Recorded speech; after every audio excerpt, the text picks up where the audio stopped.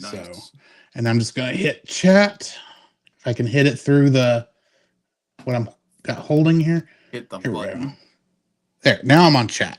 Hi So, guys. hello. I am not in Studio B. I'm in studio. I guess I'm technically studio A, but I'm at my desk. Fair. Mm-hmm. Yeah. I am up in near Amarillo in a little town called Canyon up here to go to my cousin's wedding. So I'm coming to you live from the edge of a canyon. Canyon. Kind Wow. of, Kind sort of. It's about how far? About 10 miles that direction. That direction, I think. that direction. It's Perfect east. example for it. Perfect. Just It's perfect. east, but that doesn't tell you which. I'm not. I think I'm a slightly turned around. I think that's north, which would actually make it that direction. Either Mhm. way, Yeah. either way. All right. So we are obviously live. Yeah, people will be showing up soon. Hopefully, Yes.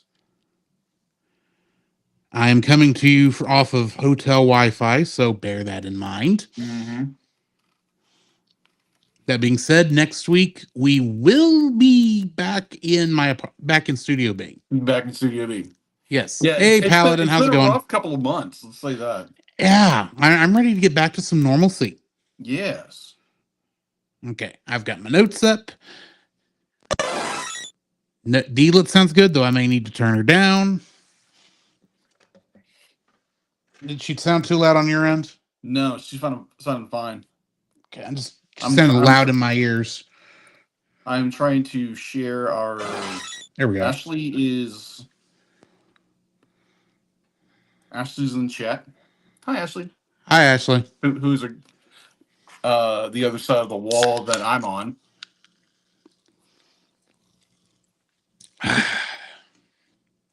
Yeah, I noticed that we were live on YouTube and Facebook. I haven't seen Twitch yet. I saw the thing come up for my mobile dashboard for Twitch, so I'm fairly certain Oh, we're there. okay. Well, good Also, job. Paladin Pirate is watching us from Twitch, Oh, so hi. yeah, we will be getting started very quickly. Nice. I don't want to waste too much time. I am kind of got the room sequestered for a bit, and Oh, okay. I'm sure my parents would like to come up and start getting ready for bed. Oh, yeah. So yeah, I don't want to wait. I don't want to wait too much. I gotcha. Cool. Just checking So everything. So I've got my notes. So this is going to be an interesting review. I don't know what your perspective is on this, but I have a very hot take on it. I've got a hot take. Okay. I not to spoil anything, No.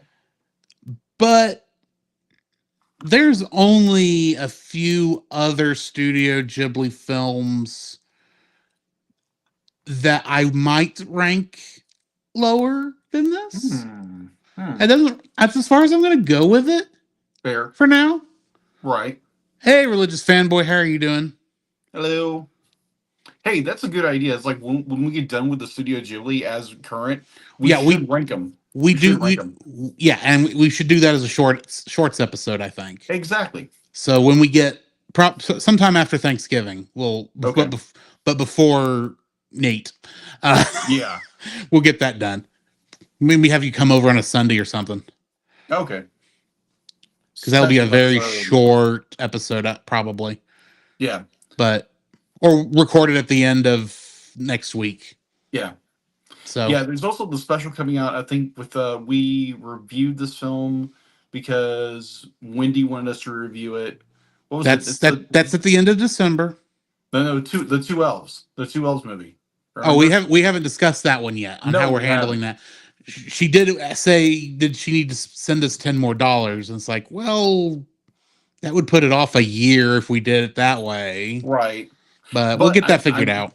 Yeah, we can figure it out. I think it's just more if we were to review it, it'd probably be more like a special, Yeah, probably. more of a reaction. It might be close. It would probably be a reaction, actually. It would. So let's just do that as a reaction sometime in December. And I Yeah. say that thinking as if December is just wide open. Yeah, exactly. Hey, Bobo, how's it going? Hey, Bobo. Thank you for the lurk. The lurk. Oh, yeah, I forget you don't know a lot of the Twitchisms. Lurk basically means he's got us on, but he's not Oh, going to okay. reply to us in chat. He will be Hmm. either away from the computer where he can watch, but is leaving it up so that we keep numbers. Oh, okay. So, yeah, Nice. Okay. So he's lurking in the background. exactly. That's Okay. the idea. Yeah. Basically, he's saying, don't call me out and ask me, expect an But I'm answer. hanging out in the background. I'm here, but I can't respond. Fair. Or I might be where I can't even hear you there, but I'd want to support you guys. So we Okay. appreciate that. So really fast, be like, you can hear me, correct? Yes, I can hear you. Okay. Curious if our audience can hear me. Hey, Mama. Gonna try not to be too long up here by myself. Try. We will try our best to make this a short episode. It might be a short episode, but I have a bad feeling we both have a rant master. Maybe actually, Um, mine's not a rant master. I will say that. I wouldn't say mine's a rant master. I just didn't really enjoy this film. Fair, fair. Yeah. Paladin says he can hear you. Okay. Excellent. So why don't we go ahead and get started? The Cellcast is recorded in front of a live streaming audience.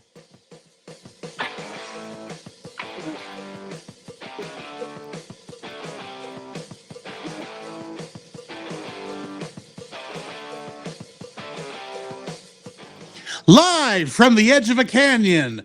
Hello and welcome to the Cellcast. Joining me today is a man who, well, he just recently got over a bout of worms. Welcome, Jacob.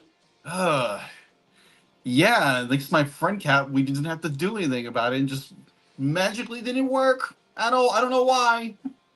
Deus Thank you. ex magica. Yes. This movie isn't very. Yeah, we'll get to that. Magical. Let's say We that. will get to that. We'll get that. We'll get that shortly. Oh, But yes. why? Thank you. Let me introduce our co-host, a man who was kidnapped against his will to become a servant of a witch, and somehow everybody just against my will, against my will, because totally against my will. exactly. You said the magic words. Oh, I did. Oh, I know. Welcome, Drew. Yes. I have escaped the witch's house and am hanging out somewhere in the Texas panhandle as we speak. Well, at least you weren't turned into a cookie. Yes, that is very good. Tonight, on our second to last episode of Studio Ghibli Month, we are looking at the first and so far only 3D animated Studio Ghibli film. Whether that was a good idea or not is another matter. Earwig and the Witch, which is also the second made-for-TV movie Studio Ghibli has ever done. Oh, that makes sense. That makes sense from the research. You remember what the first one was, right? No. Ocean Waves. Oh, okay. Well, that makes sense. Another one that I had an epic rant on. Yes. So here's the thing with Studio Ghibli. We have run into some ones that are like meh, and then we got done with. We just recently did when Marty was there, which Yes. I found personally was It was very good. It was very good. It was a very good movie, and then we come to this. Now I don't agree with this is a thing. Mr. Hayazaki walking out on the preview. Miyazaki. Yeah, Miyazaki. That's what I'm going to say. Hayao Miyazaki specifically. Yeah, Hayao Miyazaki walking out on the premiere of the movie, or at least the preview. I was like, ouch! On your own son's movie. That's Well, harsh. That is probably not the best way to handle that, but no, we'll get to that here in just a minute. Yes. So as I stated, I'm actually not in Jacksonville as normal. No. And that's why we are coming to you from two separate locations. I am actually up here for my cousin's wedding Ah. in up in the Texas Panhandle in a little bitty town called Canyon, about half an hour south of Amarillo. So that is where I'm at the moment. Ah. And I am I had no trouble getting my side set up. We finally figured out what Jacob's problem Yeah, my was. problem was my problem the entire time was apparently when I set up my phone, apparently I did not want the camera to work while I was on Safari for some reason. Right, I don't know why. which I get it Mm-hmm. not automatically launching. I wouldn't want Mm-hmm. that either, but it still should ask you. Yeah, exactly. So So had to go in and well, thanks to Drew, be like and just like yeah, following prompts, I was able to get the camera on my phone and I'm able to work from my iPad. yes. Get So why the camera kind of bounces because it's sitting on a desk. well, considering my camera is sitting on top of a desk, which is sitting on top of a box, which is sitting in a hotel coffee caddy to hold That's it up, it works. it does agree. It does work. As long as I don't, like jiggle things too much. Yeah. Uh, why don't we go ahead and jump into our spoiler-free thoughts on Earwig and the Witch? Certified fresh and spoiler free. This is my first time watching the movie, and going into it, I knew nothing about the film prior to it. All Yeah. I really knew was it was Studio Ghibli. It Mhm. was their only 3D animated film Mhm. at a time when all of the anime studios were trying 3D animation, really kind of. Mhm. And this was at a time, even when you're looking at Western animation, there was starting to be a mixture of 3D animation with 2D art styles. Mhm. So I went into this trying to go in with an open mind. Keyword trying. I didn't Yeah. even know who the director was prior to the opening sequence, so I had no Mhm. preconceptions there. All I knew was it's a Studio Ghibli film in 3D. That could be interesting if done well. Mm. Um, Could I be. may hold Studio Ghibli to a slightly higher standard than is probably fair. And so that does not help my thinking on this. First off, let me say I have if you enjoy this movie, that's fine. I would even say give this movie a shot if you think you might enjoy this movie. I This might be one of the weakest Studio Ghibli films. That is That fair. and that is my personal opinion on that. So I'm not going to say don't watch it. You may enjoy it. You may find it cute. But for me, I I'm going to pass on this one if it ever comes back up for a rewatch. Fair. I think. So what are your thoughts on it? Ooh. So even if we go back and revisit Studio Ghibli, you would be like, we're gonna skip this one. I would not say throw it in bad movie month. I would watch it if we were doing it for the podcast. Right. Okay. If we were doing rewind, but I mean, in terms of personal enjoyment, Mm-hmm. in terms of if okay, let's say I went over to somebody's house and they Okay. said, "Hey, we want to watch some Studio Ghibli film tonight. We know Fair. you having reviewed and watched all of them. You Mm-hmm. know which ones are good and which ones are bad." And they give me like a list of 5 or 6. Yeah. And one of them happens to be Earwig and the Witch. I'm probably going to suggest one of the other 5. Probably. That's mostly what I'm saying. Okay. That is completely fair. So, your So thoughts?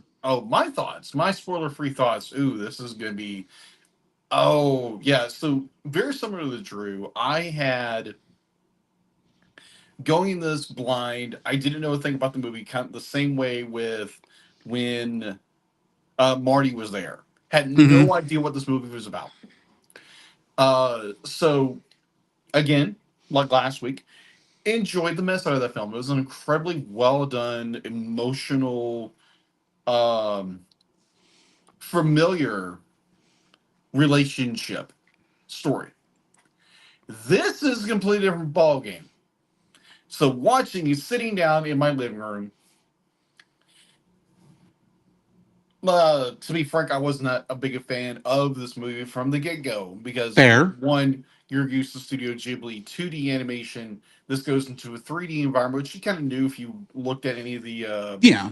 and like read the synopsis or anything. And I personally was not a fan of this film. This film just kind of was a blase, not even middle of the road, Mm-hmm. like um, not even a gravel road, just more like a dirt road Yeah. kind of story. It'd be like didn't have the pizzazz of like even when Marty was there. Be Yeah. like it didn't have that magic that pizzazz that Mm-hmm. the uh the magic that literally just pulled you into the story. This kind of just it's kind of like it let off the brakes and it just kept going further and further back to me. Yeah. And honestly, I'd be like there are very few parts of this film that I enjoyed. Primarily one character that I enjoyed. Everything else was just like, nope.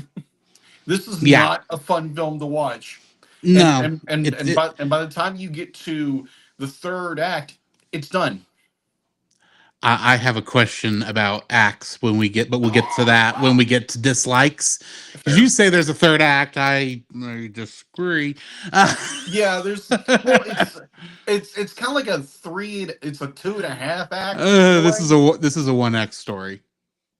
Mm. I've done one act. I've seen one act plays that had kind of this setup. Oh, I've been okay. in one act plays that had this kind of setup. Well, it does have a kind of a 3 act, maybe a 2 act structure. I would say there's kind of one, structure. but like I said, we'll get there when we get there. I don't want to get into there. to explain my meaning. We need to be in the spoiler section. So Fair enough. So overall, I did not enjoy this film. I was saddened to say that because with even I'm even going to go as far as Grave of the Fireflies. I enjoyed that more than I enjoyed this. and Simple fact, because but it was we animated and it was engaging. It made me mad. This just made me like, man, well, I don't care. I'm about to say we need to make that clarification because yes, while you hate Grave of the Fireflies, it's not due to animation quality or storytelling. It's you hate one particular character because of how he is. Like the actions of one character. And like, honestly, that's what I would. Business story. Yeah. Well, yeah. We'll get there.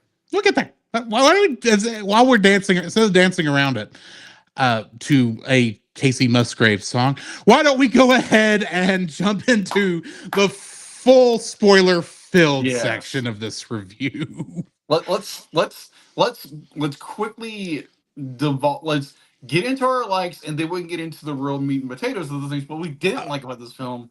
Yeah. The following is a spoiler-filled review for the film Earwig and the Witch. Listener discretion is advised. Yeah. And maybe viewer discretion too. Earwig and the Witch was directed by Goro Miyazaki, and he previously directed Tales from Earthsea, and also what was the other one he did? That wasn't Arietti, because that was somebody else. No. That was the Marnie guy. He did another one that we actually liked. Yeah, we reviewed. I don't remember it. This is why my brain is blank right now because I didn't put that one on here because this one feels closer to Earthsea. Hey, I really enjoyed Earthseed. I like Earthsea also, but I liked the book far more. Okay, fair enough. This was written by Keiko Niwa, Emi Gunji, and Hayao Miyazaki. He technically did planning on it, is how he's credited. Oh, okay. But that technically puts him in the writing category. That makes sense. And it is based on the book by Diana Wynne Jones. Mm-hmm. Who wrote what book? Howl's Moving Castle, I believe. Howl's Moving Castle. Yeah. Which I still need to read the rest of that trilogy. Yeah. I've only read the first book. Getting into the cast, Earwig, or should I say Erica Wig, was played by Taylor Paige Henderson. And in Hocus Pocus 2, she played young Winifred. And I would like to pick like a better one for her than this. This is literally she is still very new in acting. So this was like the one thing that was not that I really could pull from for her. So you said That was Hocus like that Pocus. Hocus Pocus 2. Oh, two. Okay, the movie I haven't seen, and all I've heard was bad Yes. reviews over. Yes. No, if it was Hocus Pocus 1, I mean at least that's a witch movie. But anyway, Right. I would have better thoughts, I'll say. Fair. Bella Yaga was played by Vanessa Marshall, and in Star Wars Rebels, she played Hera Syndulla, Okay. the pilot of the Ghost. Yes. The Mandrake was played by Richard E. Grant, and in the television show Loki, he played comic book accurate Loki. Oh, okay. And I hate to say this, but I have not seen a lot of Richard Grant stuff. Oh, And so none of his IMDb, for the most part, made me know what it was. And so there's probably better Richard Grant things I could have picked. Well, I mean, like, it's also But like, I don't. do Go you ahead. watch a lot of BBC? I don't watch a lot of BBC. Okay, I should fair be enough. watching more BBC, but I don't. Probably. Anyway, Thomas the cat, who I really think at one point he should have chased a mouse named Jerry. He was played by Dan Stevens, and he played Matthew Crawley in Downton Abbey. A show I've not seen, but at least I recognize the name of that show. And finally, Earwig's mother was played by Casey Musgraves. Oh, okay. Yeah. Who outside of being on Nashville Star and all her music videos, because she is a quote unquote country music star. He puts in air quotes. It's in air quotes, folks, because I don't think they've actually made country music since 2005, and what they now call country music is twang pop. But that's a discussion for another time. Yes, and a different show. Anyway, besides all her music videos and that, Yes. the only other thing that she was in that where she had a role and played another character was she played a character named the Bride in a movie called Star-Crossed the Film, which I don't know anything about. Me either. Kingdom Hearts connections. How many do you think we got? 3. You are very, very close. And had I made one slight change, you would have been spot on. But I decided not to include crew. Is that so? Because 4 or 2? It's actually 2. Oh, it is actually 2. I will say, go ahead and say, as a fun little aside before I get into the cast connections. Fair. I was the casting director for this film. Also, was the casting director for Kingdom Hearts 1. Oh. So, yeah, there's that. But Fair. Vanessa Marshall, who played Bala Yaga in this, is Nala in Kingdom Hearts. Okay. Kingdom Hearts 2. And in the Japanese version, Yuji Ueda, who played a character named Mr. Jenkins in this, which, heaven help me if I know who Mr. Jenkins is. I think he's the cook, but do not quote me. I think he is the cook. I think he's called Mr. Jenkins at one point. Well, in the Japanese version of Super Smash Bros. Ultimate, because Smash Bros. Is a Kingdom Hearts game, he was the voice of the Pokemon Grey Ninja and Genesect. Oh, okay. So, gotcha. Because he's also the Japanese voice of those characters on the anime. Ta-da! So, what do we got in info and stuff? All right, so info and stuff. IMDb has a 7.5 out of 10. Rotten Tomatoes, it's the reviewer score kind of fits with the overall aesthetic of this movie. It has a 28%. By its audience score is a 68. Okay. Available to watch on HBO Max if you are subscribed to HBO Max. Physical media, I didn't even bother looking it up. So if you want a physical copy of this movie, you can go to Amazon. Or if you are subscribed to Amazon Prime, you can go look it up there, because I didn't be like, it didn't even click on my radar to find the physical media if you are looking for one. I do have it on physical media. Oh, of course you do. Yeah, because I have the whole Ghibli collection. Of course. And it's G Kids. Yeah, it is G Kids. I was getting there. Sorry. It was produced by Studio Ghibli.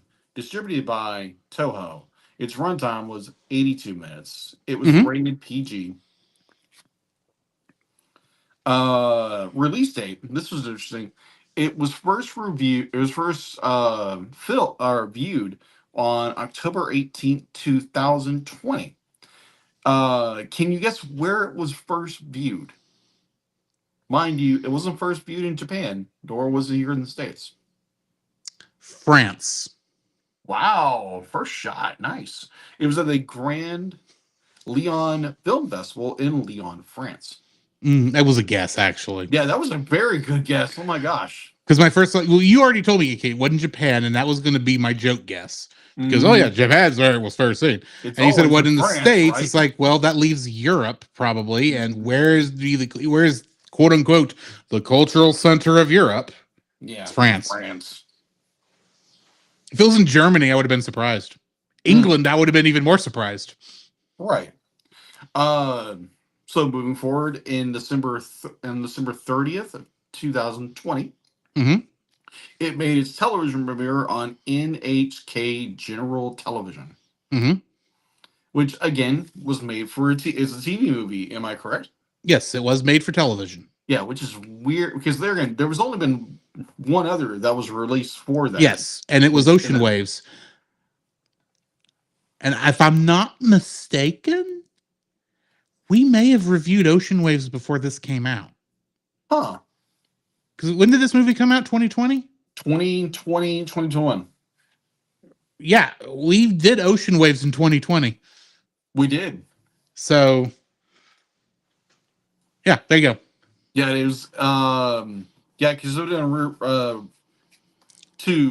into theaters. It wasn't released until August 27th, 2021 in Japan, and January 7th, 2021 through G Kids.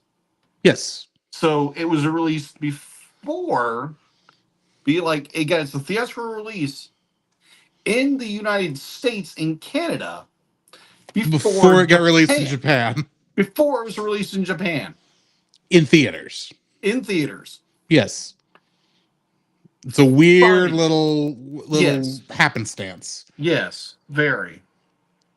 Another fun right. fact: this is the first film since Disney was producing releasing them that Disney's not in the opening credits. That is true. Yeah. Give me a second. I'd forgotten one thing. Let me pull that up real fast. Let's see. Japan. Bum, bum, bum, bum, bum, bum, bum, bum, bum,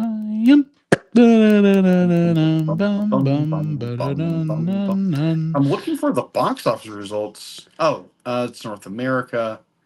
Yeah, I really because normally you have the Japanese theatrical releases, all their numbers, how much yen they made, how many billions of dollars they made.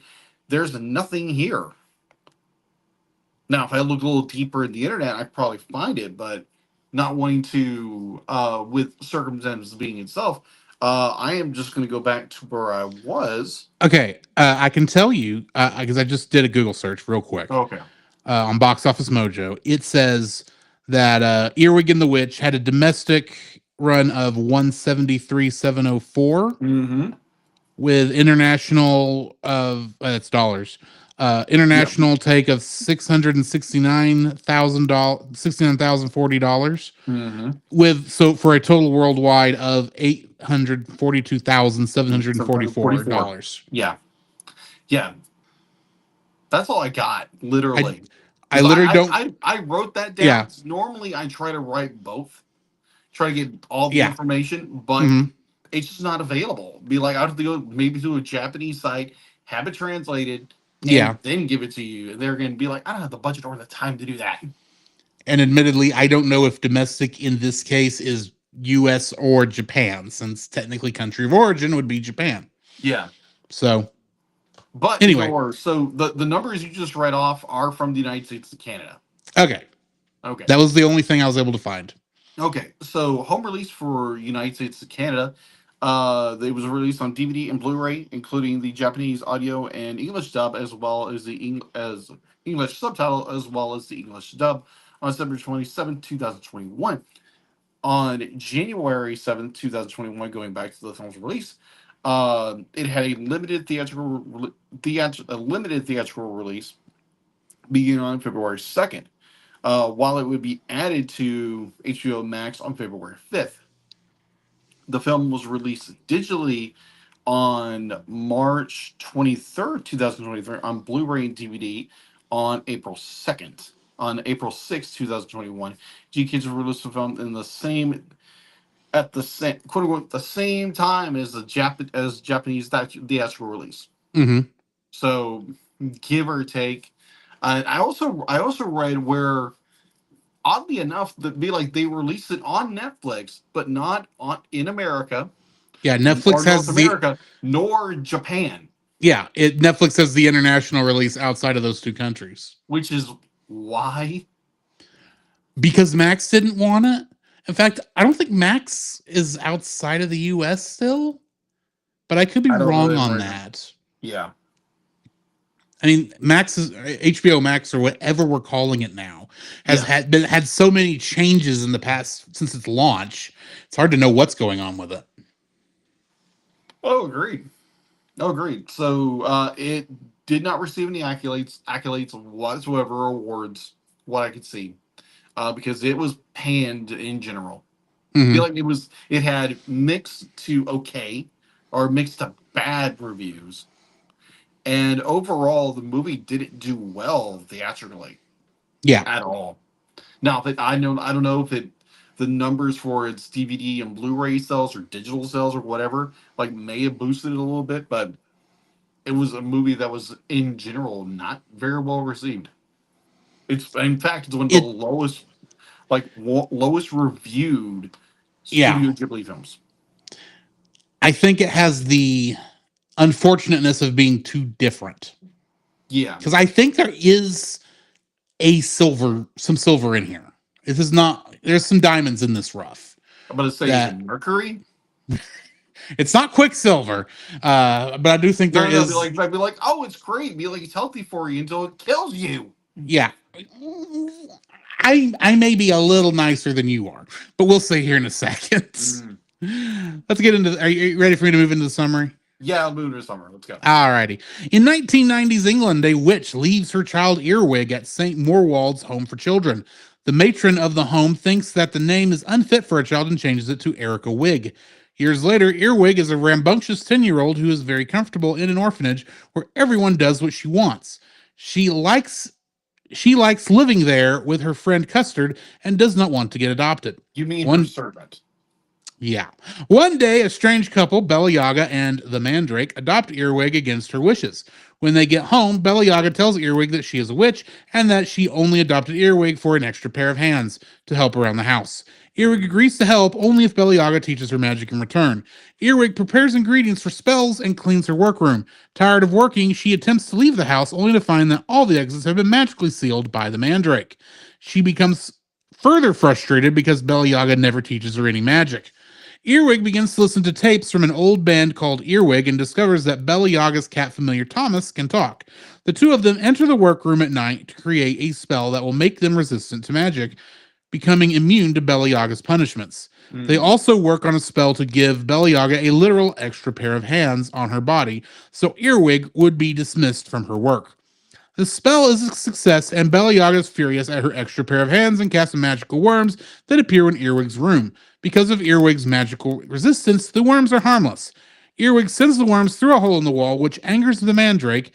In the ensuing chaos, Earwig breaks into Mandrake's room and discovers that he and Bella Yaga were members of the band Earwig. Mandrake appears and tells the tale of the band, revealing that the singer was Earwig's mother, not that Earwig actually knew that. No. They don't tell her that. It's mostly get told to us because we actually saw her mother at the beginning. Through her new power, Earwig is able to take over the house and have the others do what she wants. She even manages to invite her friend Custard over for Christmas. When he arrives, Earwig's mother drops in for a surprise visit. Right. Even though Earwig has no idea who she is. Right, which we'll get to that. Yes. Getting into the trivia for this, the Japanese name for this movie is Aya to Maho, which literally translates to Aya and the Witch. This is this is because in the novel's Japanese translation by Karuko Tanaka, the same character is named Ayatsuru, which can mean manipulate or influence, similar to one of the meanings of earwig in English. And so they shorten it to her name to Aya in the Japanese version. Oh, okay. Interesting. In neither the Japanese translation of the novel nor Studio Ghibli's movie is her name actually changed to the Japanese name Aya, as numerous English language news articles have claimed that the movie does not relocate the story to Japan. The official Japanese plot summary specifically mentions that it's set in the UK in the 1990s. And literally in the animation, when you see the last newspaper that the Mandrake is reading, it literally says his book is called Earwig and the Witch. So, yeah, her name, even in the Japanese version, is still Earwig, even though they call her Aya. Yeah.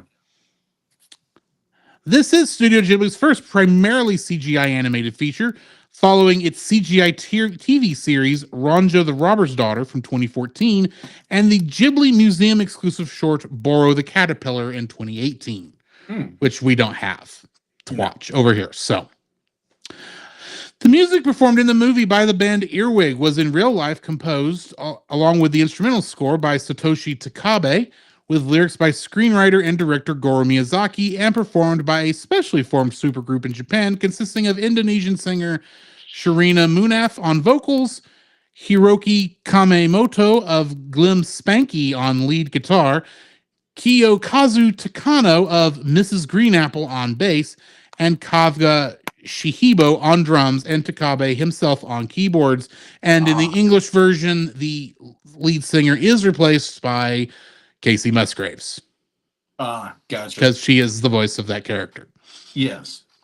The main headline on the front page makes references to the planned construction of an anime mecca on a place called East Kajino Station, causing the mistrust of the local residents towards a dubious land reorganization deal. Other things included in the newspaper are what on earth is going on with today's animation industry, being the second headline on the front page of that issue of the Kajino Daily. The newspapers were one of the main characters. The Mandrake reads reviews of his books he writes. The headline is illustrated by a poster of a dinosaur and a giant robot rampaging through London, while a semi-destroyed Big Ben collapses in the background. Now I want Godzilla fighting England. Oh, that's hilarious. The name of the newspaper, the Kajino Daily, is a reference to Kajino-cho, the Tokyo-adjacent town where Studio Ghibli's headquarters is located. Huh. Also, Studio Kajino is the name of Studio Ghibli's subsidiary specialized in live-action films, which I didn't know they had a subsidiary that did live-action films, so that's interesting to know. At first glance, Mandrake and Baba Yaga are driving the same car as Arsène Lupin in Lupin III, The Castle of Cagliostro, directed by Goro's father, Hayao Miyazaki. However, the car in Earwig is actually a Citroen 2CV that looks similar, but the two chevrons in the front grille is unmistakably in Earwig that of a 1957 Fiat 500. Which is what Lupin drove in Castle of Cagliostro. You can see the red Fiat logo in the front. Both cars are yellow and both have a sunroof. So I think it's still kind of meant to be a Easter egg, but it's just not quite there. That's just my opinion. Fair. As I said earlier, this is Studio Ghibli's second feature-length animated production made for television following Ocean Waves from 1993, which premiered 27 years prior. Earwig, early on, is reading The Hound of Baskerville, which is the third Sherlock Holmes novel. Director Goro Miyazaki's father, Hayao Miyazaki, wrote and directed 6 episodes of an anime called Sherlock Hound, where Sherlock Holmes is a dog. Oh. Lastly, despite receiving more critical feedback than his previous 2 movies, Tales from Earthsea and From Up on Poppy Hill, that was the second one, which I think we actually liked Poppy Hill. Yeah, if I'm not that was mistaken. good. That was a good film. Yeah. Goro Miyazaki said he felt less pressure while making Earwig and the Witch. I mean, it was a made-for-TV movie, and they weren't Yeah, really that's doing true. anything else at the He studio didn't at the have time. the high So, expectation of was like to a this is degree, in this this, can be yeah, to a yeah. degree, in this one, he's not trying to live up to his father either. Yeah. But how do So, you not live without that shadow, that man's shadow looming over you? especially at Studio Ghibli, which has tons of well-made films in its Hmm. the ratio of good films in Studio Ghibli's uh, portfolio is high compared to everybody else. Hmm. So Agreed. anyway, Their Studio Ghibli's quality of animation is always, no matter what film they're doing. mhm. You like you look at uh, Oh yeah, even in Princess this, Kaguya, whatever the princess Prin- movie. I think you're meaning the Tale of Princess Kaguya. Yeah, Princess Kaguya. Be like that one is done very well. It's done in a Mm-hmm. different style. You have the like many of the other films are done very My differently. Neighbors the Yamadas is in a Yeah, different style same way. It's than got most that of it. But watercolor style to it. yeah, but even when you get into like the regular style, they're just up there. They're just always good. And I Mhm. would even say I don't want to. Well, I'll get into that when we get into likes. Yeah. What is your first like for the film? My first like we approached it a minute ago. A departure from tradition. They go with a 3D modeling with that. And like you said before, like you said in the beginning, this film be like their mini studios at the time were experimenting with 3D. Ever since Mm-hmm. 3D had already at that point had become very successful with like Disney, Pixar, Illumination, what have you. And so I can see where that taking that direction was. Be like I may personally not have enjoyed the approach, but I do applaud them for doing something a little differently because the studio is known for doing a different style every once in a while to break the Mm-hmm. monotony of their gorgeous animation they always do. Yes. So I do applaud them for doing something a little different, even though I was not the biggest fan of it. My first like for this is going to be the animation because Mm. for a 3D CGI film based Mhm. on trying to use 2D methods, Yes. especially and more specifically 2D anime methods. In many ways, I feel this has done it better than some of the others we've seen that have tried to do that, or that I've seen. But specifically, point out Dragon Ball Superhero has tried to Oh do yeah. that. Yeah, it does. I think this fits it better, maybe because this just isn't as much doesn't have as much action. I don't, Mhm. and maybe the art style really better fits a 3D art style than Yeah. Toriyama's does. I say Fair. that like I haven't played a lot of 3D Toriyama games, but 3D with Dragon Quest. But I think for the most part, the animation does work here very well. Yeah. My issues with it, I will tell you this: all of my issues with this film have nothing to do with the animation. Is it my preference? No, Right. I am of the thought that we need more 2D right now. Agreed. And in many ways, most of the reason in this, and I could be wrong on this, but it feels like the reason a lot of animation studios, even at this time, were trying for 3D, trying to just transition to 3D, is because 3D is cheaper to produce than 2D films, even 2D CG films. I don't. That may not have been the issue. It may just been that Goro wanted to do 3D because 3D is popular, admittedly. Mhm. But I think for the most part, this film does the 3D pretty well.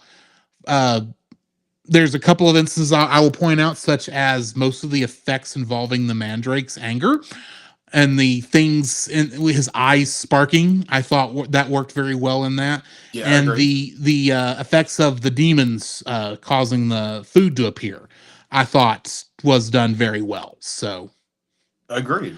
that's yeah, the 3D is my first the use of 3D.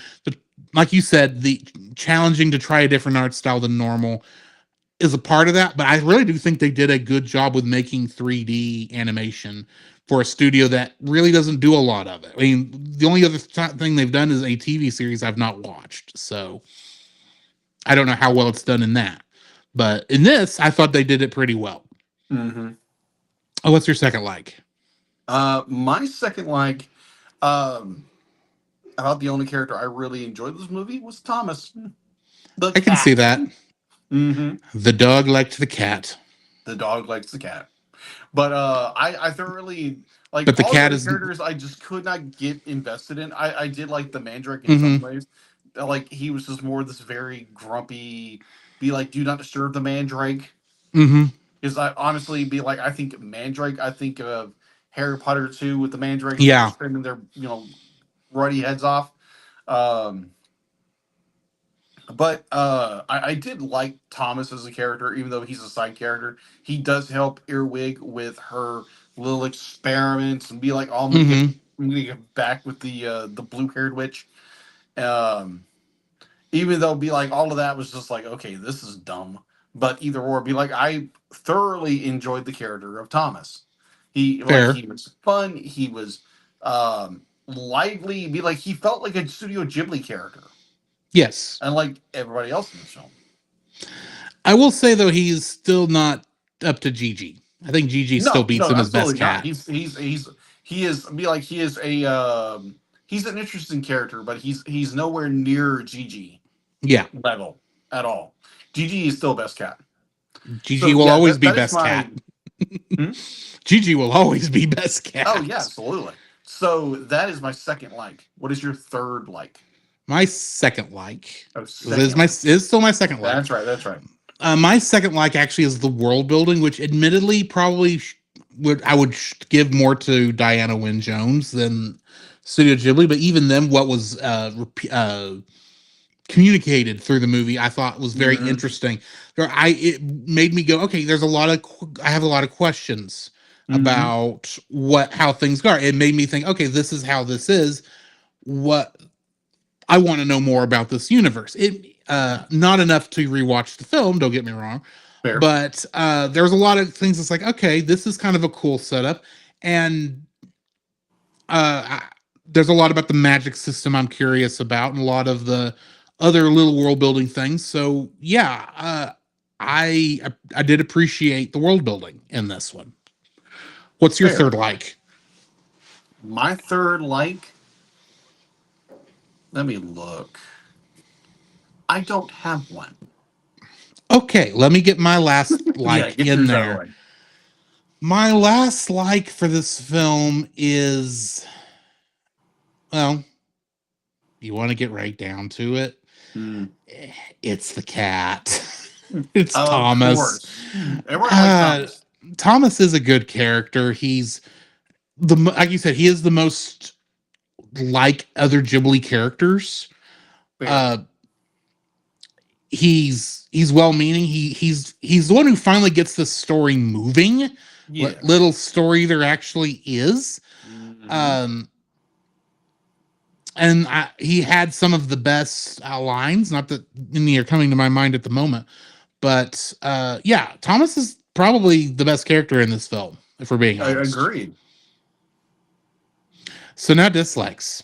Ooh, Go the ahead. fun part of this movie. Drop the first bomb. First bomb. And of course, if you need a rant master, let me know. Oh, I will say mine I don't just- reach that far, but yeah, I'm not gonna say. Oh, Earwig was insufferable of a character. Let's be Mhm. real, people. Mhm. She was the most unlikable Studio Ghibli character I've ever seen, and had him kind of. And again, this is the guy who was so furious with the main character from Grave of the Fireflies. Mhm. Now, that movie was done very well. This movie, however, didn't meet that expectation you have of Studio Ghibli film, Yes. where Earwig was this little insufferable little brat who her mom dropped her off at a orphanage because two of the witches were following her. That's what we're told.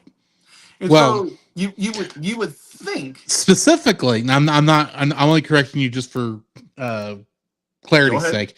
The 12 witches were following her, and what we Oh, saw 12 was witches. because it was they're supposed to be like the 12 head witches is what it made it sound like. Oh, okay. At least going off of what it was said later in the That's right. It film. was 12, not 2. Okay. But the chase that we did see at the beginning of the film was Bella Yaga and the Mandrake's car. Yeah, that's where. But okay, where So, is this 12 coming from? Is it a council of witches are going after you? We're never told. well, it kind of sounded like Earwig's mom somehow, we're not told how, Mhm. broke some sort of witch's law. Some covenant law or And, something like and that. Who that's knows? why she left the band. And Right. but it's not really explained what it was she Mhm. did. Yeah. So, other than maybe had Earwig. That's about the closest I can think. Who knows? And they're gonna. We don't know who. Be like there could be a suggestion like who Earwig's dad is, but it could have been the Mandrake. We don't know. I don't think it was the I don't think Mandrake. it was the Mandrake, but ever since I, he's a demon in like yeah. every aspect, he's a demon. My best guess is if Earwig's birth is the reason she had broke this law, whatever the law this was, it had to have been that she had maybe had him with a non-magical Not person, like a muggle or like a something like that. muggle in Harry Potter. Yeah, So that's my thought. I don't know yeah, if that's what it is because they didn't really say. And I guess the reason they didn't is because it's not important to the story they're telling, yeah, except it should have been the story they were telling. yeah. Agreed, agreed. I mean, I think it would have been a more compelling story that Yes. instead of Earwig be like being this brat and she's either she's kidnapped by this order and her Hmm. mom and have to make some kind of we have to save the little brat. We would have more Hmm. capacity for anything. This movie just went blah.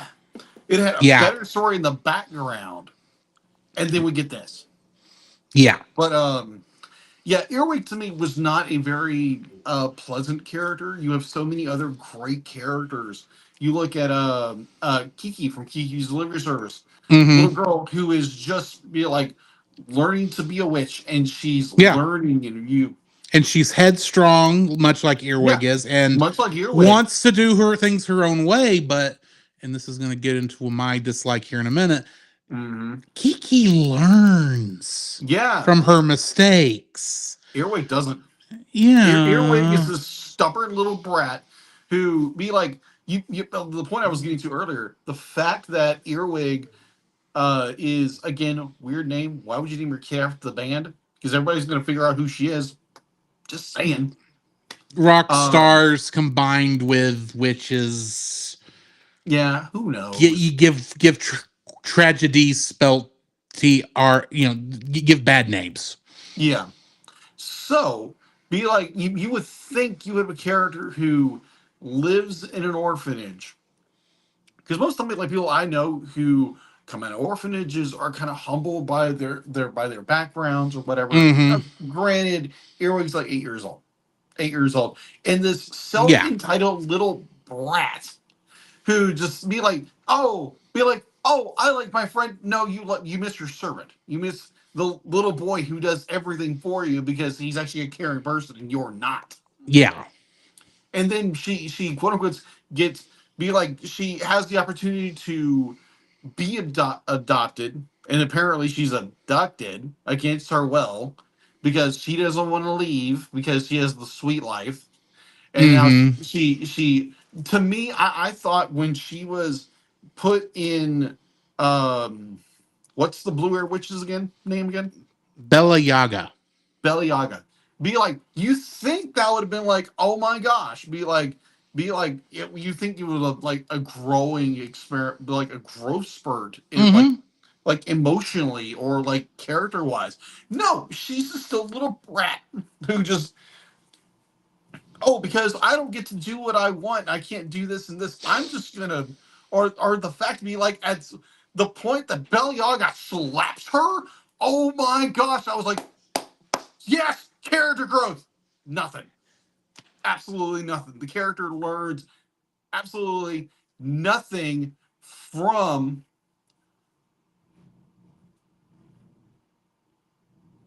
Sorry, I'm back. No, you're good. The character learns absolutely nothing. She literally goes to Thomas. who's the best character, keeps Mm-hmm. calling her little servant boy from the orphanage, and like, oh, I need you to help me with a spell. Mm-hmm. And so he does all the work. Be like, she runs around, does all the stuff like she does because she's the little servant girl who thinks she's in charge, and she gets Bellyaga mad enough to where she does cast worms on her. Like even though Earwig knows for a fact that the wall adjacent to her room, even though it's the bathroom in reality, it goes Mm-hmm. directly into the mandrake's room.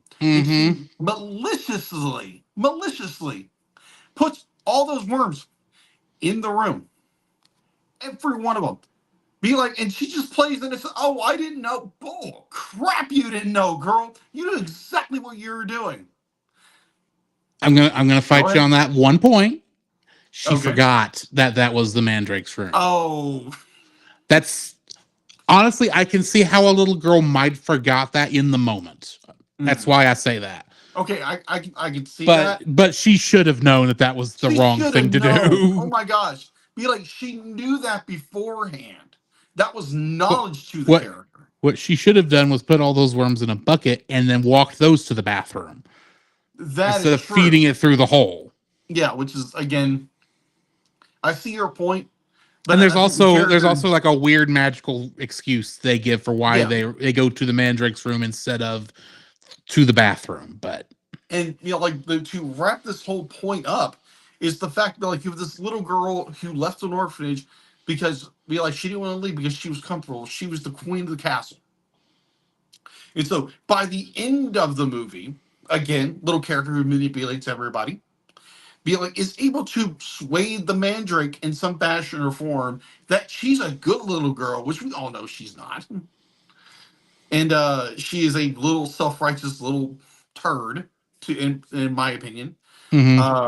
She somehow to manipulate the Mandrake. Somehow she's able to get Bellyaga on her side, even though Bellyaga was to be like, "Oh, you're my servant," and I'd be like, and all she does is push, push, push, push, push, and to the point where it'd be like she gives her Bellyaga different arms because, oh, she did something I didn't like her doing. And by the end of the movie, the character hasn't grown. She literally reverted back to the character we know from the very beginning, who is a Mhm. self-righteous little prick of a character who does nothing but sit around and does nothing. You just be like, oh, now the demons are going to follow my every whim, even though there's no setup for that whatsoever. I'm gonna play this for you because we should have played it at the beginning of yours. Grandmaster activated. This audio clip owned by Nate Marchand of the Monster Island Film Vault. For more information, please go to monsterislandfilmvault.com. Thank you. I'll be like, there was a part of me like, okay, maybe it's not a rant master, but at the same time, No, it I is. It is. can I not stand Earwig as a character because again, you have all these amazing characters throughout the filmography of Studio mhm. Ghibli, Hayao Miyazaki, whatever. Be like even the brother from Grave of the Fireflies. Mhm. Like he did some dumb things. He was just being a young child who didn't know any better. This little brat is doing everything intentionally because she wants to be in control of everything at 8 years old. And to me, it's just so insufferable of a character. And I could not stand her. When she got slapped by Billy Hog, I was like, yay, bring it on. Be like, hope she learns from it. Nope, she doesn't. She becomes a insufferable little brat and be like, oh, I'm going to give her arms. Oh, I'm going to make her curse me. Blah, blah, blah, blah. Cause all this mayhem to happen and she's now in charge for some stupid reason. Okay, Rant Master over. What is your first dislike of this film? I wasn't sure if I was going to say this first or third, but since you started with it, I'm going to go ahead and say it now. First off, before I get into that, Retro Francisco Roy Ruiz is currently sitting in our chat and telling us we should be rating it 3.5, despite the fact I know he hasn't watched the film. But I'm glad that he is on our chat because I am wearing my Retro Rewind, the only Retro Rewind shirt I have, in honor of him because of this movie. Because one of the burrs that gets underneath his saddle. Oh yeah, definitely. Is disobedient children not getting their comeuppance. Yes. And that is exactly with Earwig is the very definition of this. To the point where I'll get more into my thoughts on this, but literally when the movie ended, I thought that when I had stepped away to go take care of something, because I was actually moving stuff around in my apartment at the time. You understand. But I literally thought, we finally, now that we finally got this, now the next act can start. Now we can get to act 2. And I walk back in the room and the credits are playing and go, oh no. This character has had so little growth as a character. None. Literally, like honestly, I don't think she grew at all. I understand as a character, for her character, how she got the entire orphanage wrapped around her little finger. I understand that. I can understand in that instance why at that point she would not want to move away and be adopted because she was the queen of that castle. I get that. Yeah. And that's a great place for a character to start. So that when she gets adopted by what at the time feels like the 2 worst people any kid could get adopted by, being, these two personifications of the worst adults possible to adopt a child. Yeah. I could see character. I could easily see character growth on both sides as they come, because the whole point of this is those 3 learning to be a family. Yeah. To me, that's what this movie is supposed to be about: is these 3 people who really shouldn't have ever come together, coming together to be a family and learning how each person has to have give and take for other members of the family. Has to be some compromise here. Have to take care of this here. All that sort of stuff. And the only people who give in this film by the end of it are Bella Yaga and the Mandrake. Yeah. All that Earwig has done is learned how to adapt her already working schemes to this new situation. That's all she's done.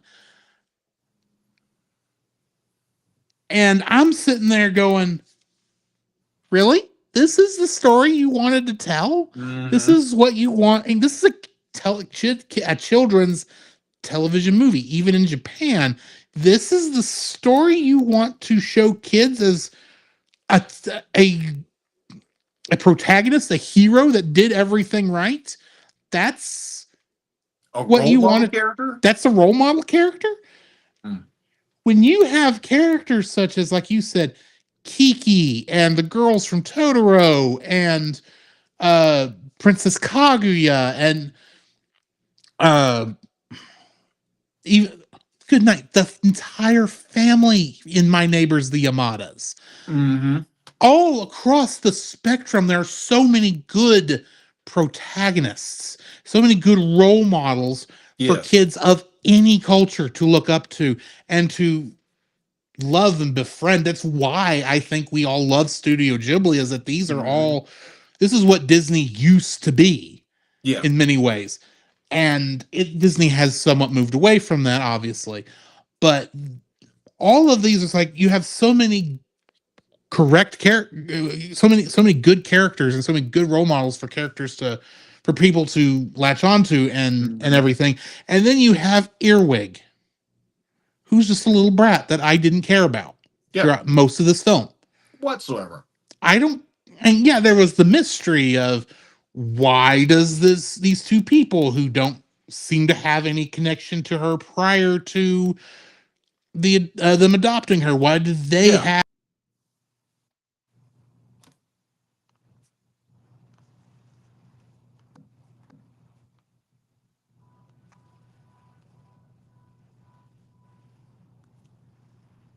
Apparently, Drew locked up.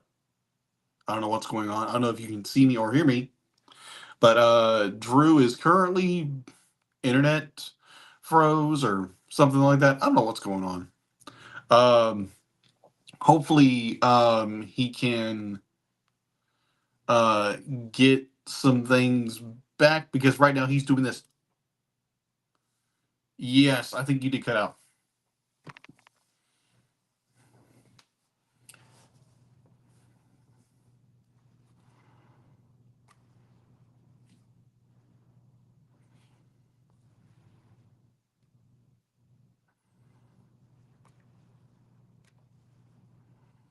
Hello.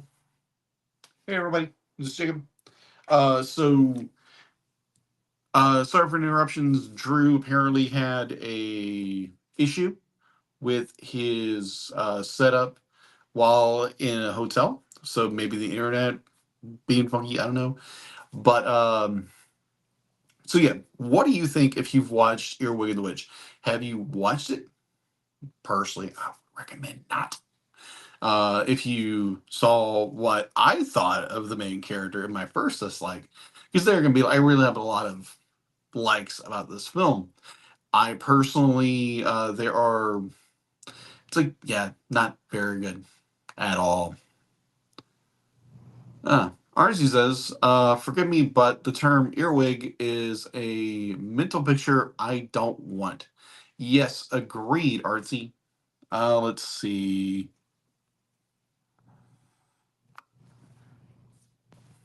I know the feeling. Let's get to the bottom where everybody's at.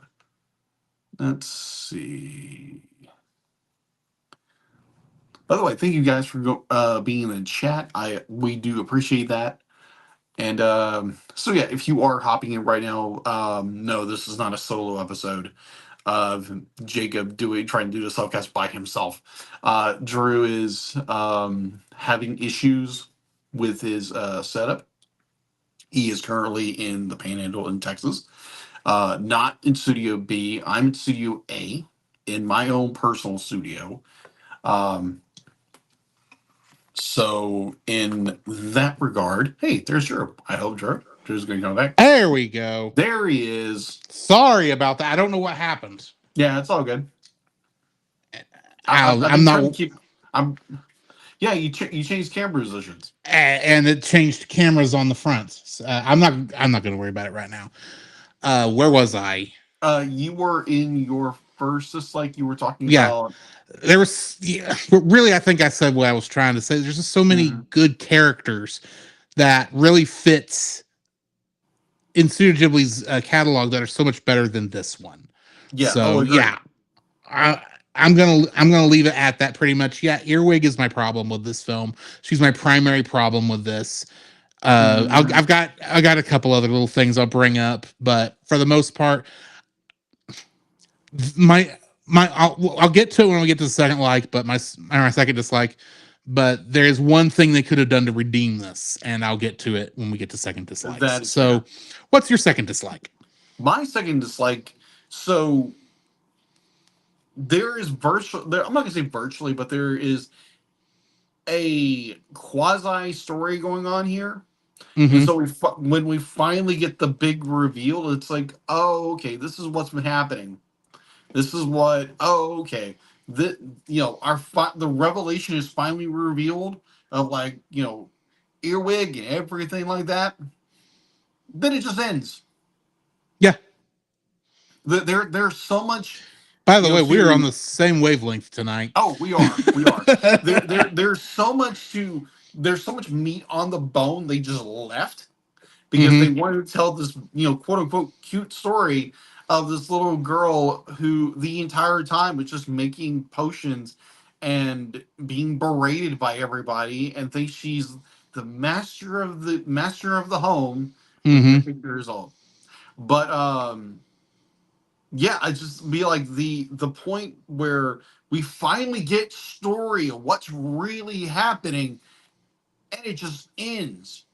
It goes to credits. We see what happens afterwards in a animation form, which I do appreciate, but you could have like took half of what you were doing with the story, cut that out, and then gave us a story where it's like, oh, she actually is friendly with these people. She's not manipulating. She grows the character. Hmm. And the little throw in that like, oh, her mom finally shows up. Be like, and again, be like we like you said before, the fact be like the Council of 12 Witches were after Earwig's mom. Be like, give us that story. Give us the Hmm. story you're trying to tell us in the end credits. Something. Because Yeah. this movie kind of it drags along like it's dragging a corpse behind it, and finally comes to the end part where we're going to do something with the movie, and it just ends.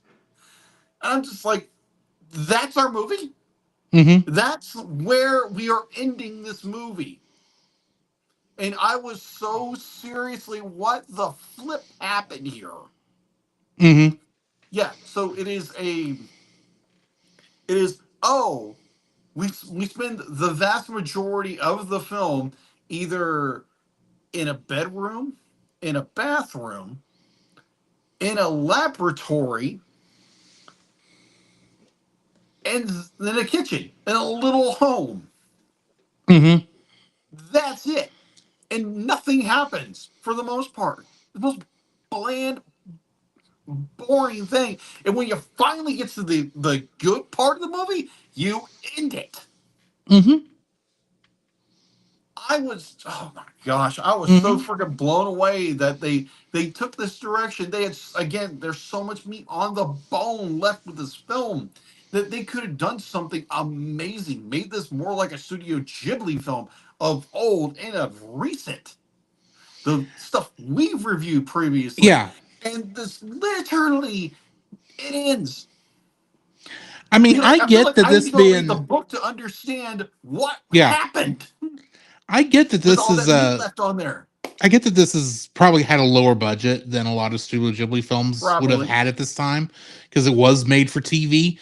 But Hmm. I swear you could have done a lot more with this, even with a lower budget. Oh yeah. Oh yeah, absolutely.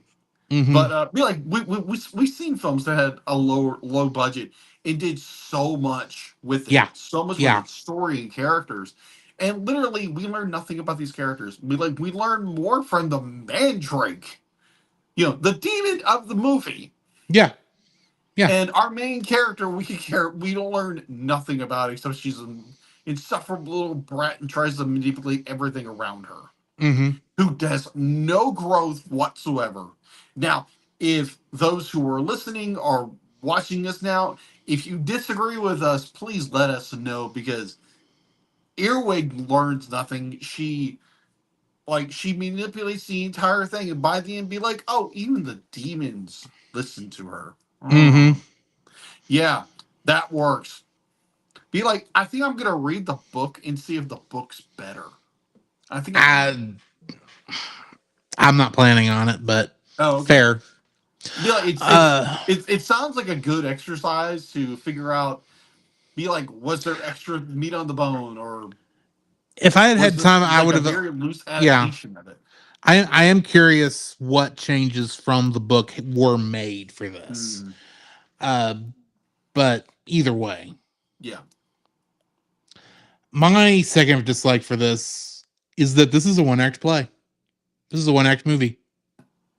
You know what? I can see it more like a maybe a two-act structure, but I it's more of a I one act. I get that there's sections like, Yeah. but it really feels like there's a prologue that Hmm. goes up to the adoption, and then everything after that is one act story, and Okay. it feels like the problem is it's not a story done in one act. Right. That can be it's fine. I've seen that done. I've been in like I said, I've been in a couple things like that. It's the fact that it feels like there's another act Yeah. that they didn't animate. Like, Fair. and I don't mean a part two. I mean There's more story that Yeah. is cut out because you focused on her becoming the center of this household Oh and yeah. being the queen of this little household. Mhm. I mean, I get that she was having to do a lot of hard work, but the thing but the thing is, she was not humbled by that hard work. She didn't find a No. way to make it work. She did not No. she did not conquer by Learning or growing from it. right. She didn't conquer the family by learning or growing and then becoming a more cohesive whole. She conquered like Julius Caesar conquered most of Rome. Mhm. And to not run you over heck or high water. By It's clever words. yeah. It's just there seemed like they could have done some more here. There could have been more learning from the characters. Maybe it would not have helped. I don't know because I don't really like the way they handled the character growth of any of these characters Fair. throughout the movie because Earwig is still the same brat she is. The other two just become doormats. You're not kidding. The villain should never be a doormat. I'm sorry. I Agreed. know technically they're not supposed to be villains. Yeah, that's your only But antagonist you but have they're in the only film. antagonists in the film. Yeah, there are Or maybe villains you in can the call 12 Earwig its Witches. own antagonist. Kind of. It's hard to tell. It's just Yeah. there is the character growth for Earwig is non-existent. The character shrinkage for the other two is like crumbles down at the very end where it's like, oh, you're not even y'all are worse than you were before. And then I still don't we still don't really know why she was left at the orphanage to begin with. Or Yeah, it's why not she fleshed or out. why her mother left the band. None of that's answered. No. And I feel like that was everything we were told was the mystery of the Yeah, that's the story that story. we And were we're not that told we're it. asked to think, and we're not given the actual answer at the end of this. I Exactly. get that you don't always give your like there's stories where they don't give the answer to things, and I'm fine with that for the most part. In those, if there's at least some closure, this to use a musical term, this music didn't resolve. This movie did not have a resolve at the end. No. It went to a crescendo, and then just into the song.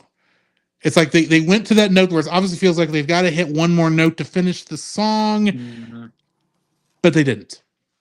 True. That works in some things. It doesn't work here.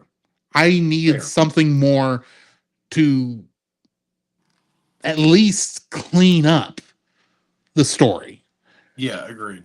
I would, and that, so yeah, my second dislike for this is that it's a one act story with a poor ending. Or be like, I agree with that. Probably more an unresolved. Yeah, ending. it's an unresolved. I understand why you're There's saying so much it's plot more than a punches one. just left hanging. Yeah, I know why you're saying it's more than a one act film, but literally, this feels like it went to. If this were a play in a theater, it felt like Okay. we went up to the point where we would have entered intermission, and then they came out and did stage bows. Huh. Okay. That's Fair. kind of how I feel. And generally, that's the first up to intermission is Act One. Shakespeare, it's different, but you know. Fair.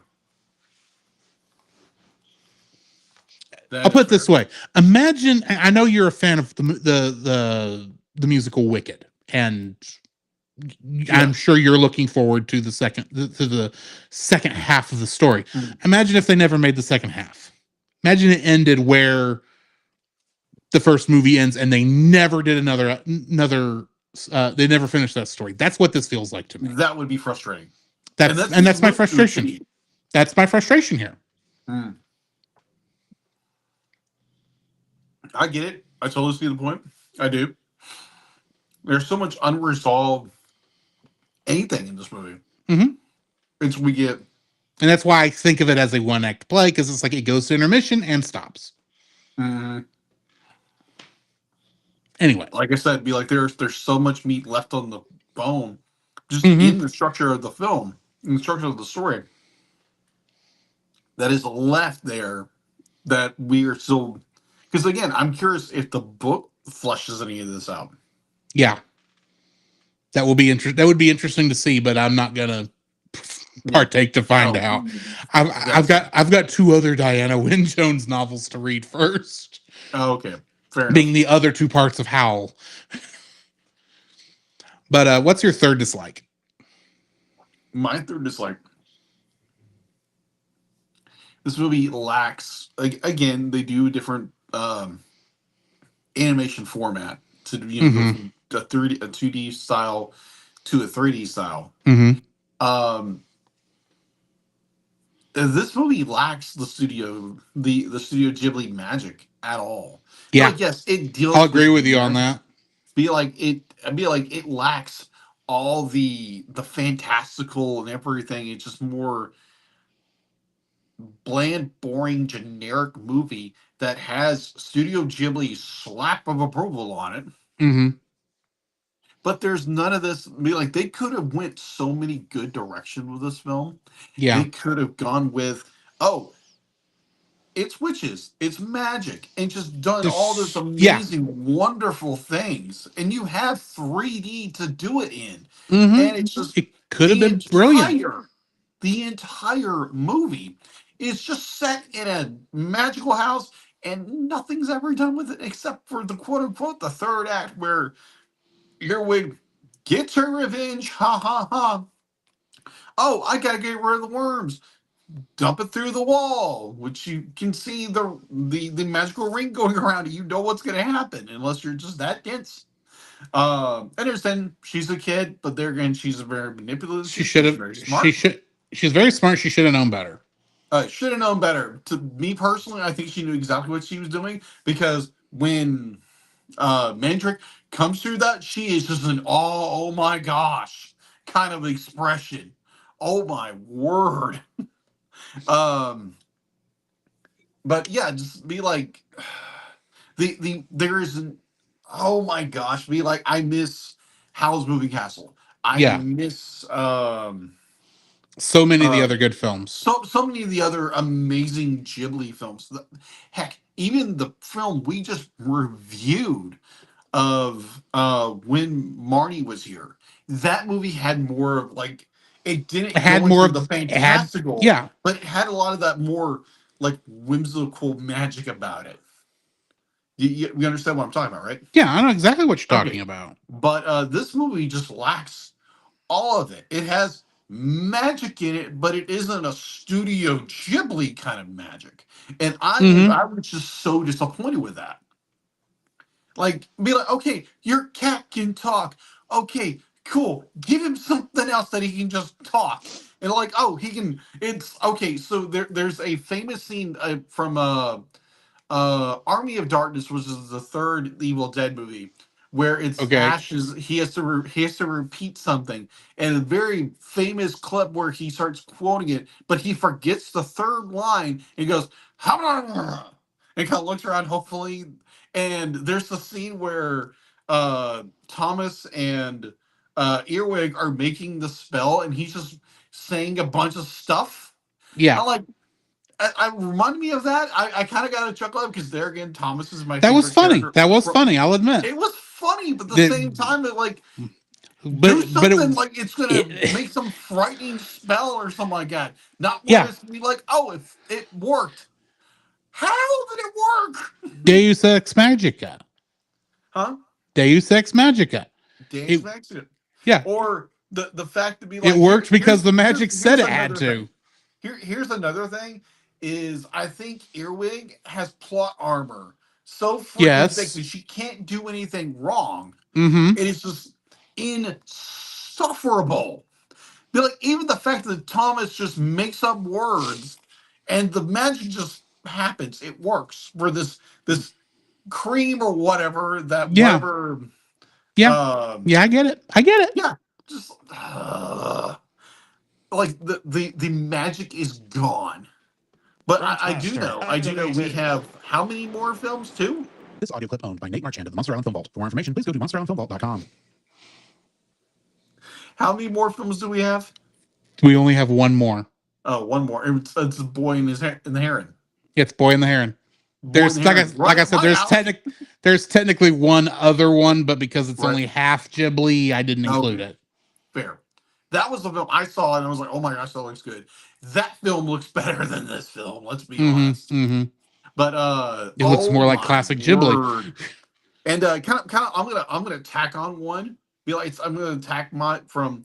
Be like the magic is gone from this film.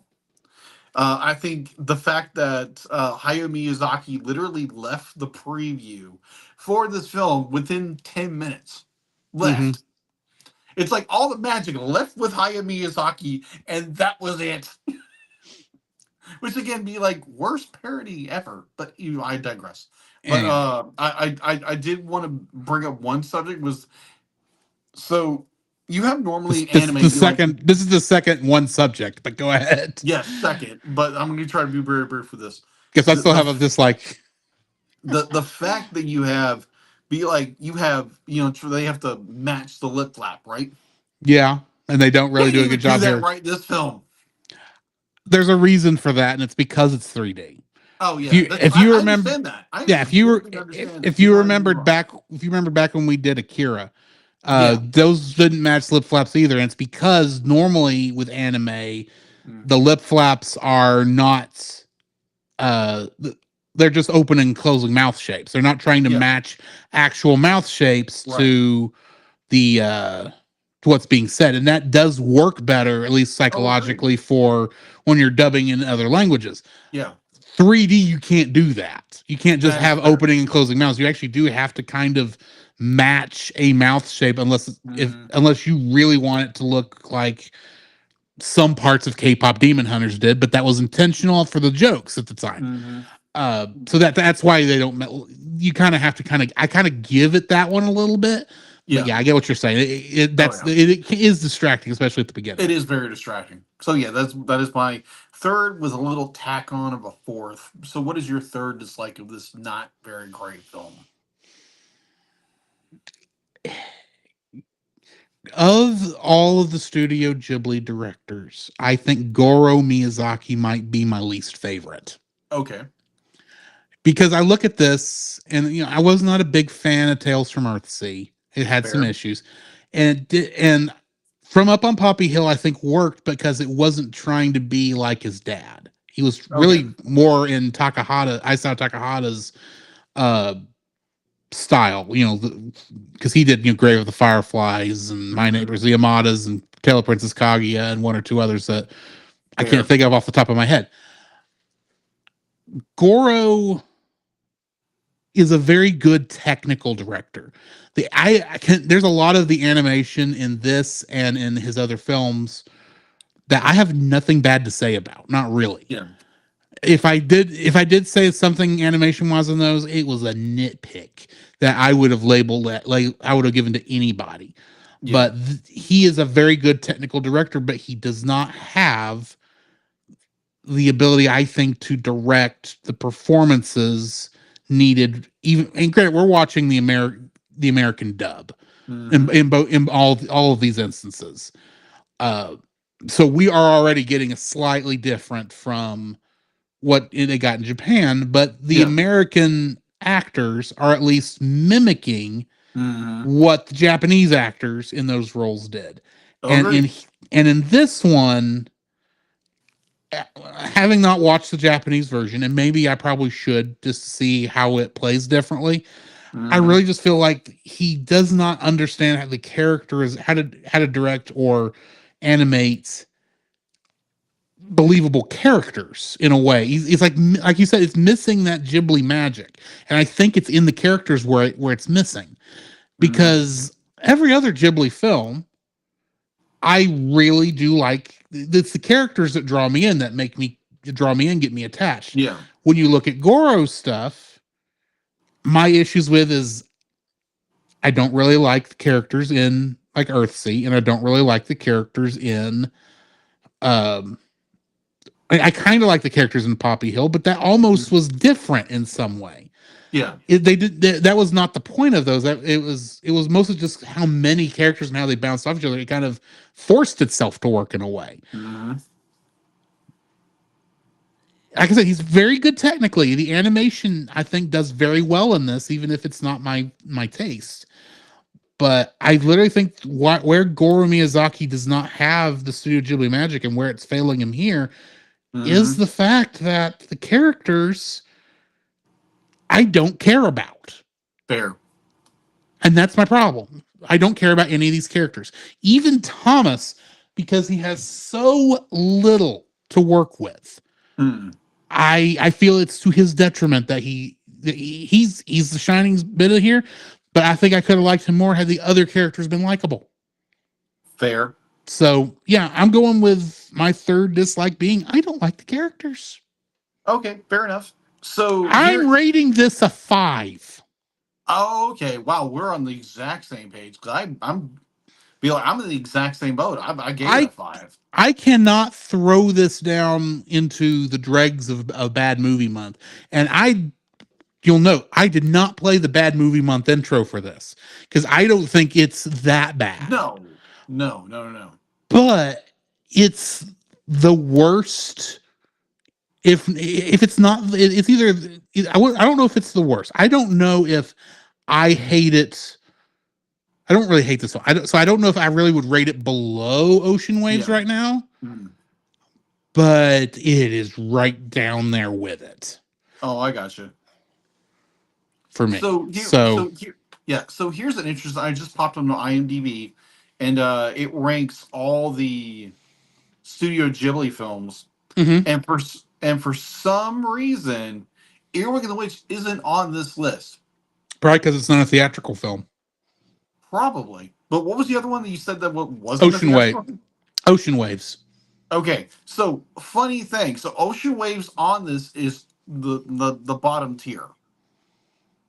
Okay. Yeah. Who knows why they didn't include it then? Yeah, exactly.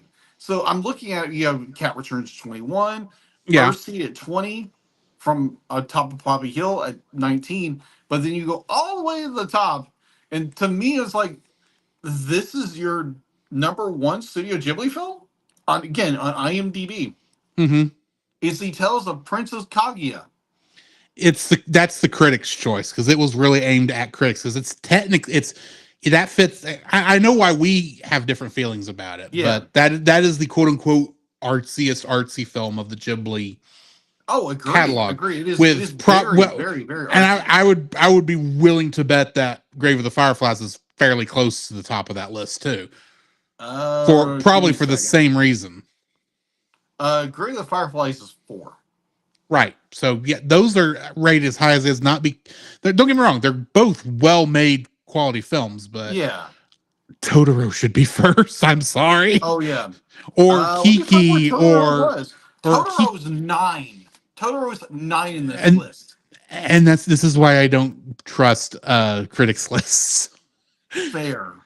But so I say that knowing full well. Hey, this is what we think of Studio Ghibli films. I say that knowing full well that I probably won't. There's a good chance that Totoro may not be number 1 on my list. Okay, but in terms of general public lists, I would think Totoro would be like 1 or 2. Oh, okay. So anyway, we've rated the film. We both rated it a 5. Yeah. Join us next week. We are finishing Studio Ghibli month. Mm-hmm. Forever, because any other film any other Ghibli Miyazaki film or Ghibli like film we would do after this point. Yes. After next episode, those were just going to work into a normal regular schedule. Yeah, but the theme month ends next week. Yeah, ends be like so. This will be whatever comes to Studio Ghibli or like whatever movies come out, we will probably do reactions to when it comes out. Guarantee. In fact, I'm still kicking myself for last year, or was it year before last? It was year before last when Boy and the Heron came out, and we didn't go react to it when we should, but it was just so busy that month. Yes, it was because I still haven't watched the film at all. So, so that's gonna be a good thing for next week. Yes. So join us next week for Boy and the Heron. So here's the thought. This is the penultimate episode of Studio Ghibli month, or Hayao Miyazaki month, as we call it. Miyazaki and Ghibli. Yes. So if our audience and who listen to us, what After is your okay, favorite? Go ahead. after the show, what I'm going to do is I'm Okay. going to go into our Facebook page, Mhm. and I'm going. It may be tomorrow before I actually get this done, but Okay. I am going to make a poll of every Studio Ghibli film and let people rank them. I will let you pick. I'll probably will give you let y'all do 5 votes that y'all can put wherever you want, just not on the same film, and Okay. whatever y'all, however y'all rank those, we will call that the audience ranking. Yeah. So we'll So do that. just be like, just for clarification. So ever since we have like what, there's 23 films in the Something catalog of like that. Studio Yeah. Ghibli for the most part, Yeah. including Earwig. Um, so we may want to do our own list later on We're as a special episode. me and you are Okay. going to do are going to make our own list.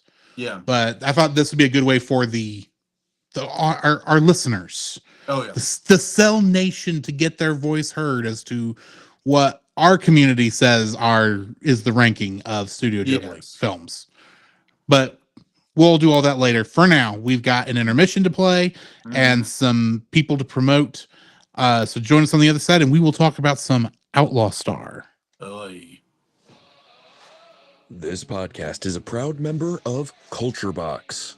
Whether you enjoy geeky reviews, comedy, or original fiction, you can open up the Culture Box and find something excellent for your soul. Point your web browser to culturebox.media. This week, we suggest checking out the Retro Rewind podcast. Every other week, you can join the Retro Rewind pod as they travel back 15 or more years along the entertainment space-time continuum in their mission to review movies and games, establishing what is still worth your time today. You can expect fun banter and trivial insights from Francisco, Paul, and a rotating cadre of guest hosts who are all out of time. Thanks, Roy. The Cellcast would also like to thank the following patrons: PaulGPowers.com, Artsy Steph, the Monster Island Film Vault, and Edward Thanks, mate. Gonzalez. Thank If you. if you would like to have your name shouted out on the show, some special art from Jacob, or some uncut episodes, you can donate to us on our Patreon at the $5 level or at the $10 level in 2026. I almost said 2016. In 2026, you can force us Show was even to started then. yeah, you can force us to review a movie of your choice within reason. We reserve the Reserve right the right. to say no, which Bobo can attest to. But you can make us review No food fight. something. We already did Food Fight. No. So, Sausage oh, party. yeah, Nope. no Sausage Party. No. So, and you can be on that episode if you wish. Also, please go check out our Redbubble store. Redbubble store for t-shirts, stickers, and all that kind of stuff. Plus, join Jacob on his stream, like an artist, whenever he comes back to do his like an artist streams. Mhm. And then join me on Tuesday nights for some more Dragon Quest 3. Going forward, I should be starting back on that this Tuesday now that I have internet. So Yes. Thankful. join us for that.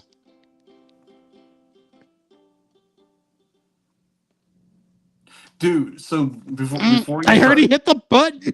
Darn it! You gotta jump in a little faster, dude. Okay, Oh, go okay, ahead. no worries. Go ahead. No worries. Admittedly, I am kind of hurrying. Oh, okay.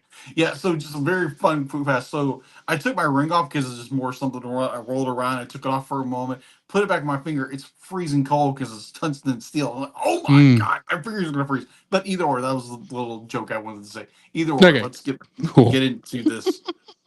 Yeah, tungsten No, steel, freezing, finger cold. Ah. no worries, dude. No worries.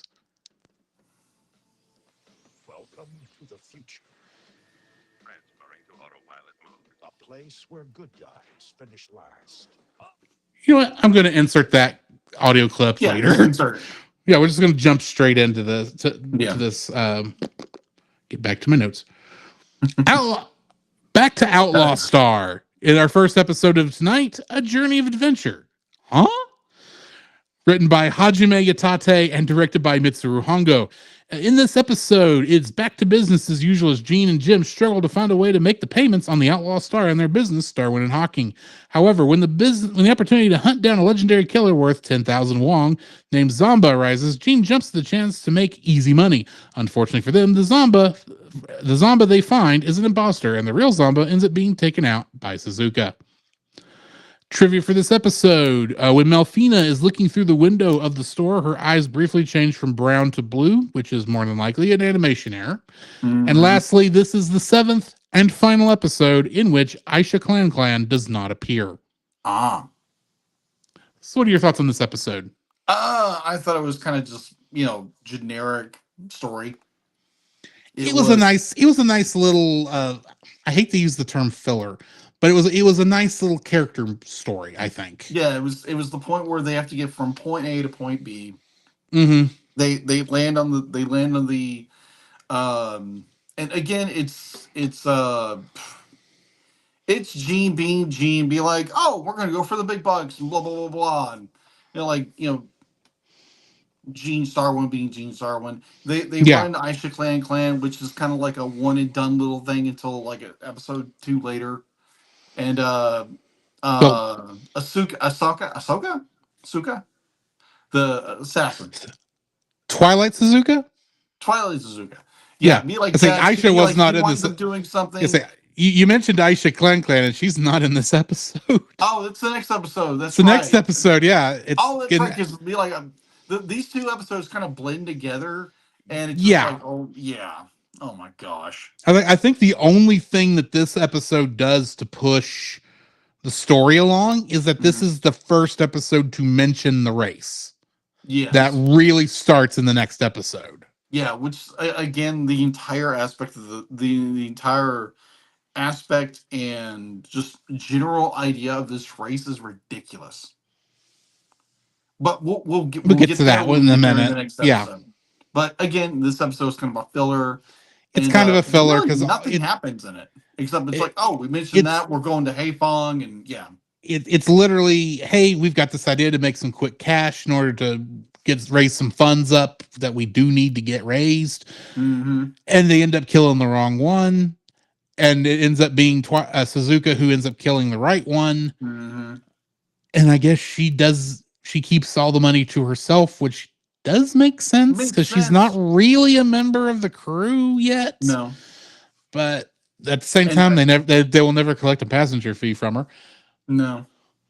But yeah, this is very, I hate to use the term filler because it's really more of a character episode. It's more about Gene and I think it's Gene and Jim having to get back to working together again because they, at the very beginning of this episode, they're fighting and over money because Gene's very much a fly by the seat of your pants kind of guy, and Jim wants to get all this stuff taken care of, which is understandable. Because he's more the adult than the two. Yeah, and so I love the dynamic of these two.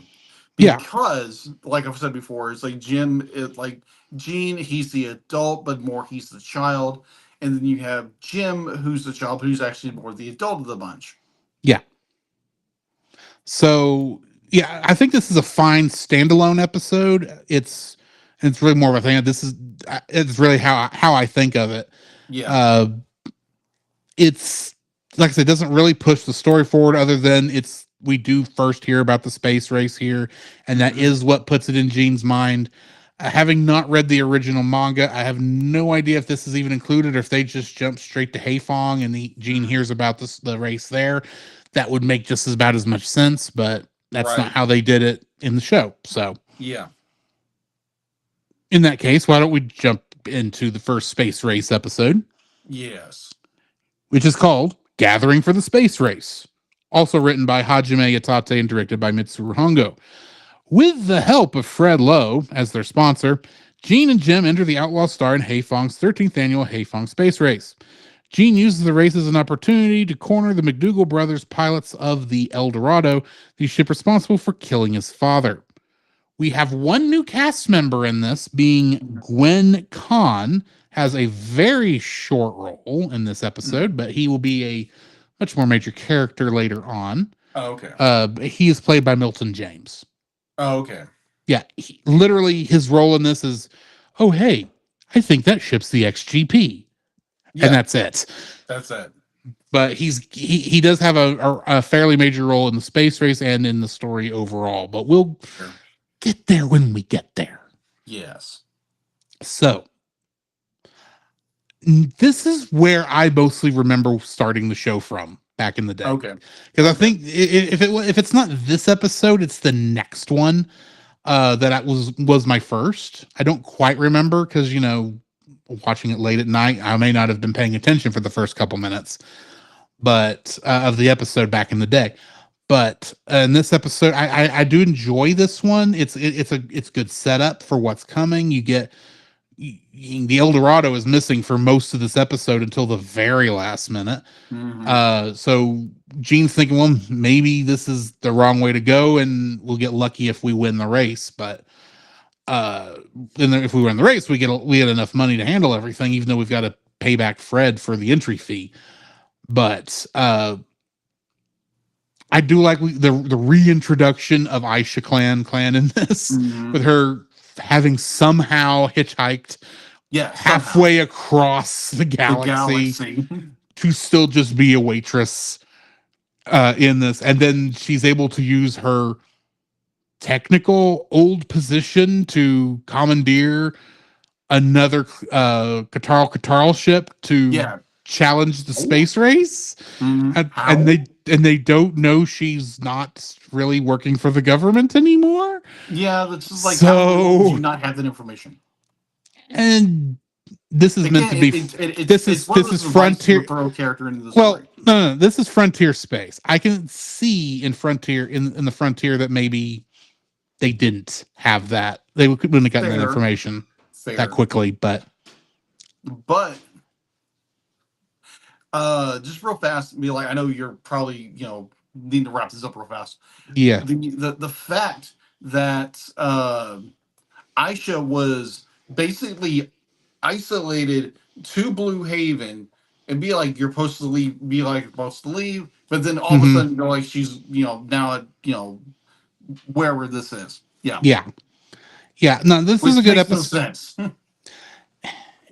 It's a plot device in order to bring a character into the fold with our other characters. That's basically it. I don't know. It works for me. I'll say that. Okay. So yeah, this is a good episode. I'm looking forward to the next one. So yeah, next week on our TAS segment, we will be looking at the episodes Adrift of Subspace and Mortal Kombat with the El Dorado, which will finish up the space race arc, I believe. So join us next week for that. You got anything else to add before we jump out of here, Jacob? No, I'm looking forward to a better film than we watched reviews. Yes, I agree with that. Yes. All right. So yeah, join us next week, guys, for Boy and the Heron, along with those two episodes of Outlaw Star. But in the meantime, this has been Drew. This is Jacob. And we'll catch you in the next frame. To follow Jacob and Drew's individual internet. And I'll add the rest of that in later. Okay. Good. And if I think of a stinger, I'll add it in later too. Okay, awesome. Yeah. Thank y'all guys for joining us. We're gonna go ahead and cut out here tonight. Join us next week for, like we said, Boy and the Heron and those next two episodes of Outlaw Star. And we will see you then. I'm not rating anybody tonight because I don't want to try and figure out how to get there from here. Fair. We will see y'all later. Later. Thanks, guys. Bye.